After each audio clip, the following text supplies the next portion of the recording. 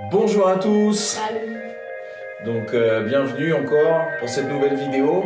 Donc dans un instant, on aura un concours de pêche à la ligne. Oui, parce qu'aujourd'hui on est le 1er avril, du coup ouais. on s'est dit, allez, on fait un petit peu dans le thème, on va pêcher des poissons. Donc voilà. Donc voilà. Donc dans un instant, Marie HLM à la pêche à la ligne. Ok les amis, 60 secondes chrono. HLM nous a amené sa pêche à la ligne et vous comprenez pourquoi pêche à la ligne. Aujourd'hui on est le 1er avril, poisson d'avril, pêche à la ligne, yes. Donc voilà, donc le but du jeu, il y a des petits poissons là à l'intérieur. Vous voyez, c'est Nemo qui est là. Et donc du coup, on va avoir 1 minute, moi et Haché, pour piocher. Enfin, pêcher le plus de poissons possible. Ouais. Et puis celui qui en a plus a gagné. Allez. Alors attention, je lance. Je fais la pratique moi parce que. Je lance, oui c'est ça. Moi je vais si je vais perdre. Tu peux pas le regarder hein. Alors elle triche, on regarde pas. D'accord, faut pas. Tu peux pas le regarder. Oui c'est vrai que ça aide. Elle triche, hein. Elle triche. Ok, alors attention, je lance le chrono. C'est parti. En plus elle est plus grande que moi donc elle peut le regarder. Regarde, j'échappe rien. J'ai envie de regarder. C'est l'instant. Ouh. Ah non mais là je sais. Eh, c'était moi. Là c'est moi d'abord. Je vais faire. Ah. Qu'est-ce qui se passe là? Yes. Je fais le remontada. Non. Il y en a plus. Eh, j'ai pris le requin. Tu sais combien il y en avait? Non, il y en a encore. Encore. Parce que je sens les mains. Mais ça pêche pas. 1 seconde. Elle triche pas. Ah, elle a triché. Le Seigneur te voit, HLM. Encore 15 secondes. Oh. Mais non, là, elle fait. Ils sont dans les coins. Je l'ai. C'est moi qui l'ai là-bas. C'est moi la sortie. Attends, il y a quelques secondes. et derrière. Attends, ils sont où là? Ah, c'est fini. Oh. Attends, c'était où? Ah, il en restait plus que 2. Ouais. C'était pas mal. Alors vas-y, on compte. 1, 2, 3, 4, 5. 5, 6. Non mais regarde, derrière il y a des points. Ah, ok. Bon, alors, en chiffres, je t'ai battu, mais alors après, si on compte les points, il y a des chiffres derrière, attention. Et j'ai chopé le trésor. Oh la vache, je vais perdre alors. Donc 10, 20, 26. Ok, du coup, moi j'ai que 14 points. Donc, Et les trésors, j'ai pas triché. Hein. Mais c'était pas la règle du début, donc techniquement j'ai gagné. Oh, on a tous les deux gagné. Yeah. Merci Haché. Bon voilà, super petit 60 secondes chrono. Alors moi j'ai gagné, mais bon HLN avec les points, elle a gagné aussi, du coup c'est bon. On finit en amitié, tout va bien. Tout va bien. Donc Jean, t'as un petit partage pour nous? Ouais, écoute, moi j'aimerais partager un verset qui m'a vraiment touché cette semaine. C'est Jean 14, verset 21, et ça dit ceci: celui qui a mes commandements et qui les garde, c'est celui qui m'aime, et celui qui m'aime sera aimé de mon Père, je l'aimerai et je me ferai connaître à lui. Et tu vois, si j'aime autant ce verset, c'est parce que la première chose, tu vois, quand j'ai lu celui qui garde mes commandements, tu sais, la première chose à laquelle j'ai pensé à mon téléphone portable. Parce qu'un truc que je garde, c'est mon téléphone portable. Je le garde précieusement, tu vois. Et tu vois, un truc que je garde, et tu vois, comme dans ma poche, tu vois, je l'ai là, je l'ai toujours sur moi, je sais où il est, et je sais qu'il est là. Ouais. Tu vois. Et quand je le perds, je lui dis, oh non, il est où mon téléphone?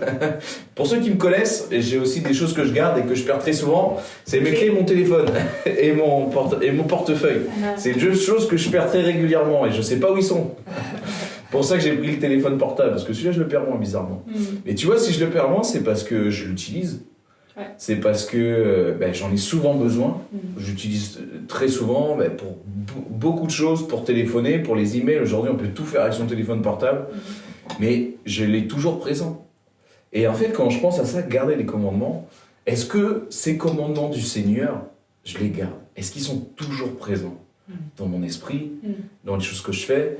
Et je vais prendre un exemple un peu bizarre, mais quand il se passe quelque chose dans ma vie, des fois, j'ai envie de filmer. Est-ce que je regarde la vie à travers le téléphone? À travers le téléphone avec la caméra, et je regarde la vie filtrée par la Bible. Et je pense que, tu vois, quand il dit et celui qui fait ça, c'est parce qu'il m'aime. C'est celui qui m'aime. Et tu vois, le deuxième point, quand je lis ça, ça me fait penser tellement à cette relation que je dois avoir avec Jésus-Christ. Et que c'est pas une religion. C'est vraiment une relation personnelle. Parce que là, on parle de sentiments. Et qu'est-ce qui va se passer ? Celui qui m'aime sera aimé de mon Père, je l'aimerai, je me ferai connaître à lui. Mais tu sais, même si tu ne gardes pas ses commandements, Dieu il t'aime déjà. Moi, je voulais préciser ça aussi. Parce que si tu es capable de l'aimer, c'est parce que lui, d'abord, il t'a aimé. Et ça, c'est toujours très, très important de rappeler. Mais qu'est-ce que ça veut dire, ça, du coup ? Je l'aimerai, je me ferai connaître à lui. Je me ferai connaître à lui, pourquoi ? Parce que j'en aurai conscience, parce que je garde ses commandements. Avec ce même exemple que je t'ai pris avec ce téléphone, où je regarde les circonstances de ma vie, ben il va pouvoir se manifester, parce que moi, je me rends compte qu'il est en train de se manifester. Parce que moi, je peux me rendre compte que le Père, il m'aime, hein, que Dieu m'aime, que je peux avoir cette relation personnelle. Et malheureusement, des fois, elle est brisée. Pourquoi ? Et tu vois, j'aurais dû prendre l'exemple de mes clés, parce que des fois, je perds. Je perds les choses, et j'oublie mon téléphone, et je sais pas où il est. Et je suis obligé de trouver des choses pour pouvoir me rappeler où est mon téléphone, où sont mes clés, tu vois. Et ça coupe cette relation que j'ai avec le Seigneur. Et ça va arriver. Ça va arriver quoi qu'il arrive. Et c'est pour ça que c'est une relation. Parce qu'il y a des hauts, il y a des bas dans nos relations avec le Seigneur. Et toi, Marie, peut-être tu veux nous dire quelque chose de plus. Je parlais beaucoup, là. Non, mais c'est vrai que j'aime bien ce passage autour de ce verset-là. Parce que c'est un encouragement que... C'est pas comme tu l'as mentionné, mais genre, toi, il met l'accent sur l'amour. Et comme quoi, c'est ce qu'on fait pour lui, ça doit être... le moteur doit être l'amour et non pas... il pourrait avoir... voilà, on le vit en ce moment avec la guerre en Ukraine, mais il n'y a pas cette idée de autoritaire, un peu genre, voilà, je suis Dieu. Genre, il pourrait, tu vois, genre, je suis Dieu, du coup, il faut m'obéir, tu vois, j'ai mes commandements, je veux que vous m'obéissiez, tu vois. Il n'y a pas cette idée de soumission, c'est vraiment, j'aime bien qu'il commence par, voilà, si vous m'aimez, parce qu'il met vraiment l'accent sur l'amour. Et comme tu dis, toi, c'est vraiment une relation, et c'est vraiment, voilà, quelque chose qui veut qu'on ait à cœur, que ce soit pas une obligation. Et comme tu l'as dit, tu vois, il faut vraiment qu'on soit immergé dedans, parce que c'est comme ça justement qu'on peut avoir ce filtre de la parole de Dieu et de qui est Dieu aussi. Parce que si on passe pas du temps dans la Bible, on n'apprend pas à connaître qui est Jésus et sa personne. Et du coup, c'est comme tu l'as dit, c'est une relation. Donc c'est comme si tu passes du temps avec ton meilleur ami. Si tu passes pas du temps avec ton meilleur ami, tu vas, comme tu disais, la relation elle va se perdre. Vous allez vous perdre de vue, vous allez moins connaître la personne parce que vous n'allez pas être à jour dans ce qui se passe dans sa vie, etc. Alors que si on est vraiment connecté, on sait ce qui se passe, on connaît vraiment toutes les circonstances. Moi, je peux prendre l'exemple par exemple, du foot. Bon, je suis pas aussi à fond que toi et Guillaume dans le staff, ou même Lolo, mais voilà, vu que vous êtes à fond dans toutes les équipes, pas forcément une équipe en particulier, du coup en fait vous êtes au courant de tout, des scores, des joueurs, des transactions, enfin voilà, parce que vous êtes intéressé par le foot, du coup vous savez tout ce qui se passe autour de ça. Et en fait, ce passage-là, moi ça me fait penser un peu que Jésus en fait il nous appelle à être intéressés à lui, et donc du coup de connaître tout par rapport à lui et par rapport à sa Bible, et par rapport, voilà, les chrétiens autour de nous, dans notre église, dans les groupes de jeunes, à l'échelle nationale, à l'échelle internationale, et du coup c'est un peu ça, comme ça que je prends. Moi, un truc j'ai envie de rebondir, où tu as dit filtrer, et ce qu'il faut se rappeler, c'est que rien ne se passe dans nos vies sans que ça soit filtré par les mains de Dieu. Il y a quelqu'un qui m'a dit cette phrase, et ça m'a beaucoup marqué, sauf que tu peux t'en rendre compte, des fois, même pas, mais tu peux t'en rendre compte seulement si tu vis ta vie à travers les enseignements bibliques. Désolé d'avoir cette phrase un peu d'école du dimanche, mais c'est la vérité. Seulement à travers ce que la Bible nous renvoie. Et pour finir, et c'est vraiment cette question que j'ai pour toi, je ne sais pas quand est-ce que tu vas regarder la vidéo, mais en tout cas, c'est quoi ta relation avec Jésus ? C'est quoi ta relation avec Dieu ? Jésus, il veut être ton ami. Il veut être proche de toi.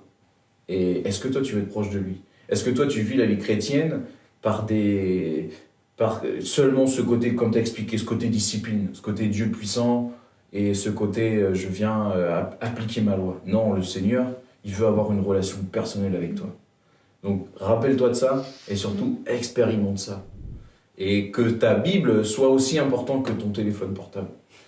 Hein, que Les ta réseaux Bible sociaux. elle soit aussi importante de se TikTok. dire qu'est-ce que le Seigneur veut m'enseigner à travers ça. Qu'est-ce que le Seigneur il veut me montrer à travers ça.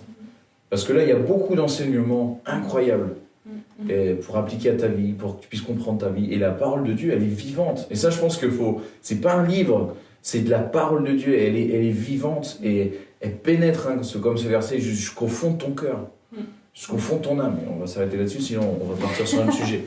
Mais en tout cas, Amen, ouais. qu'on puisse chacun se remettre en question avec la relation qu'on a avec Jésus-Christ de tous les jours. Est-ce que c'est vraiment ton ami? Est-ce que c'est vraiment quelqu'un où tu te rends compte que tu peux compter sur lui? Non, merci beaucoup Jean pour ce verset dans Jean 14. Et je vous encourage aussi à lire tout le chapitre. Bon, bien sûr, à lire la Bible en général, mais ce chapitre-là, c'est vraiment encourageant. Ça parle aussi qu'on a la paix de Dieu. Donc c'est vraiment aussi quelque chose de réconfortant. Donc non, vraiment un super bon passage. Et là, on va passer à la promesse du jour et c'est avec Myriam.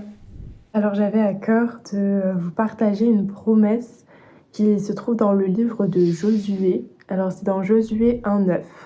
Ça dit, ne t'ai-je pas, c'est l'Éternel qui parle, ne t'ai-je pas ordonné, fortifie-toi et prends courage, ne sois pas effrayé ni épouvanté, car l'Éternel ton Dieu est avec toi où que tu ailles.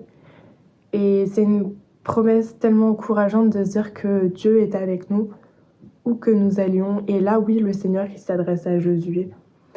Mais Josué, c'était quelqu'un qui voulait faire la volonté de Dieu.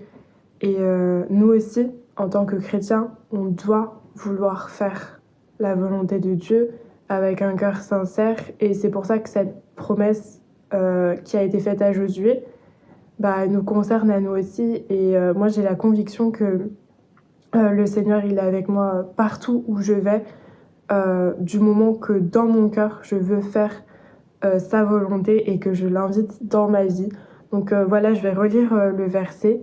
« Ne t'ai-je pas ordonné, fortifie-toi et prends courage, ne sois pas effrayé ni épouvanté, car l'Éternel, ton Dieu, est avec toi où que tu ailles. » Et là, on est dans une période assez compliquée, où on peut peut-être avoir peur, on est aussi dans des périodes d'examen pour certains. Et vraiment, se fortifier, le Seigneur, il nous fortifie.